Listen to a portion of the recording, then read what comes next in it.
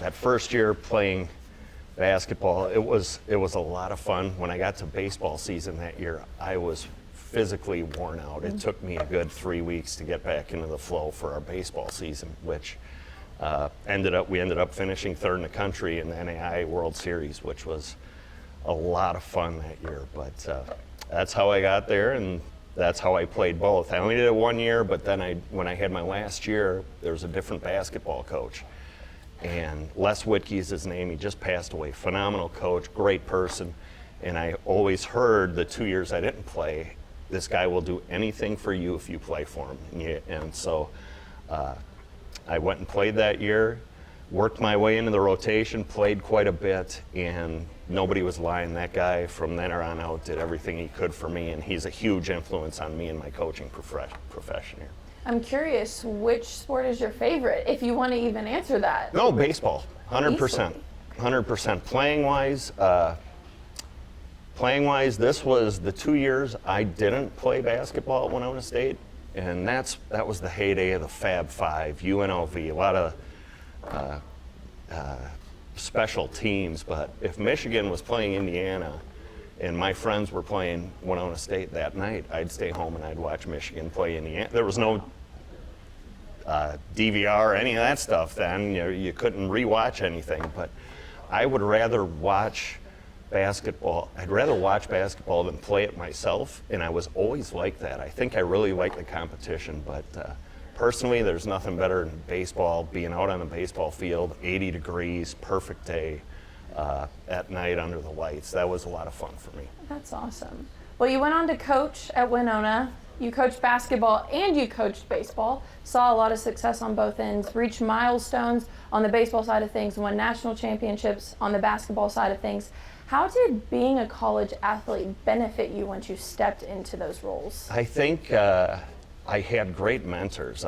When I was young, I had great older players on our team who I watched. The coaches I had, Gary Grubb, who's a baseball coach, was phenomenal. I had great high school coaches. I had a great baseball coach, and then being around Les Whitkey, it was how to manage people, how to do everything. And I think I always had, even when I was playing, I had an understanding of what was actually going on behind the scenes. Coach Whitkey, we'd stretch every day and we'd have our team of 15 in a circle, and he'd walk around and he'd tell everybody something great they were doing. And I'd watch him and hey, you're really doing this well, you're doing this well.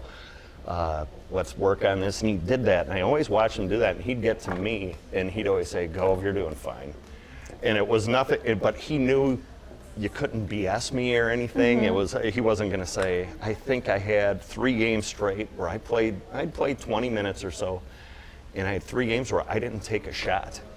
And then the 4th game, I took a wide open 3 and I just got reamed for taking that shot. Now, I look back. He was right, and I actually knew he was right at the time. I'm like, what am I doing trying to score here? I'm not, that's not who I was and what I did for the team.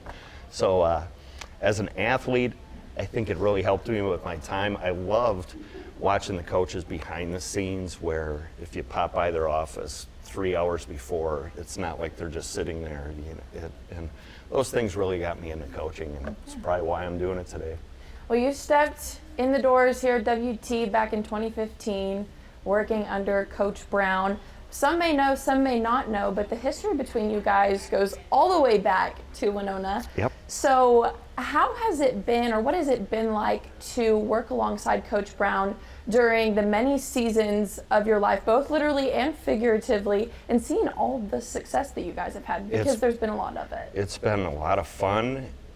It's gone by like that. When they say, this is, I think, year 26. It feels like yesterday we were just starting out together. He was, when I left Eastern Kentucky and I went and played basketball that first year, he was a senior on that team.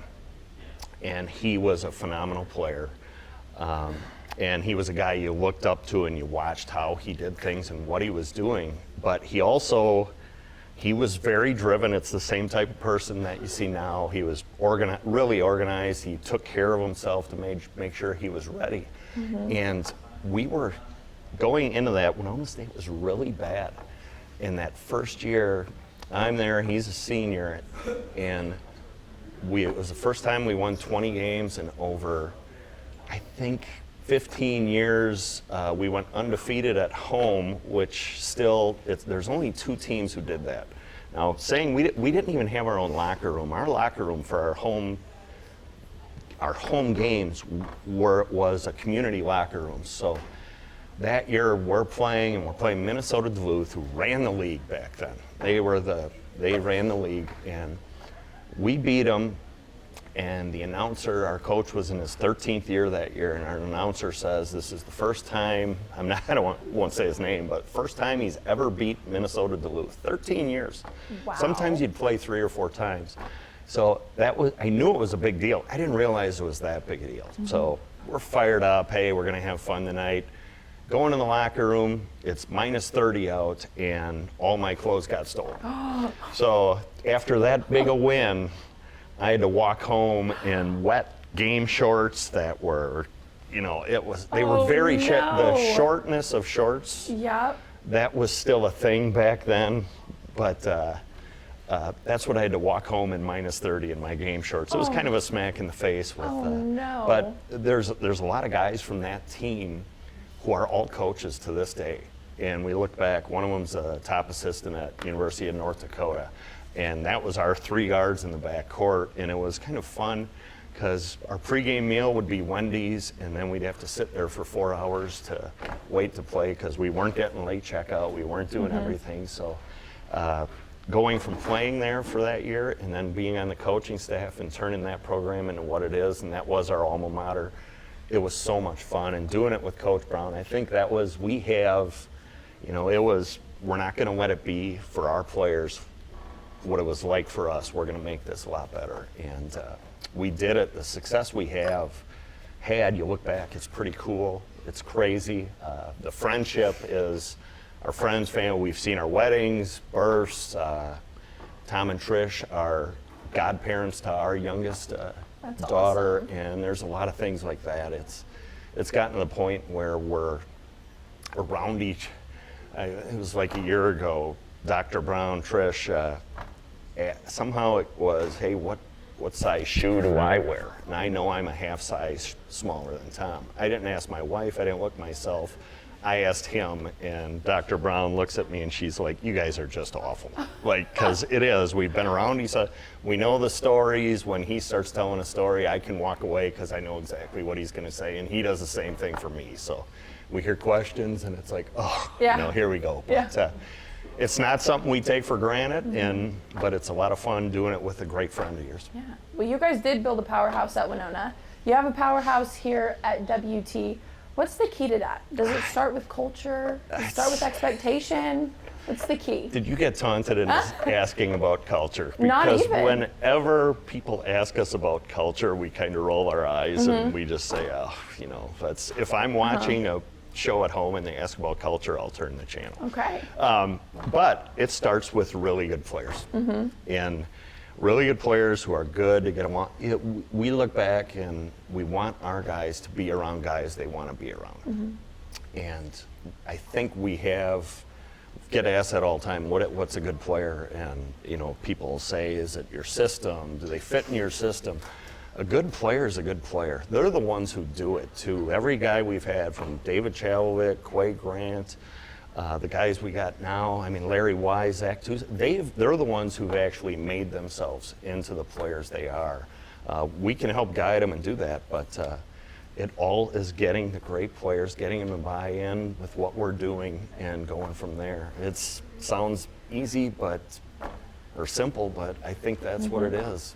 Well, I want to talk about this year's team because you do have some staple guys returning, Larry Wise, Zach Toussaint, but you have some newbies from across the pond and right in our backyard. Is there anything specific that excites you about this group? It's we have size for the first time in 4 years. Now, they still have to go do it. Halfway through the year, we might have 4 guys out there 6 feet tall, but right now we really like what we have. We've done this long enough, and we always thought, you go in every year and you're going, okay, who's going to be this, who's going to do that? And then when you look back at the end of the year, to what you thought at the beginning.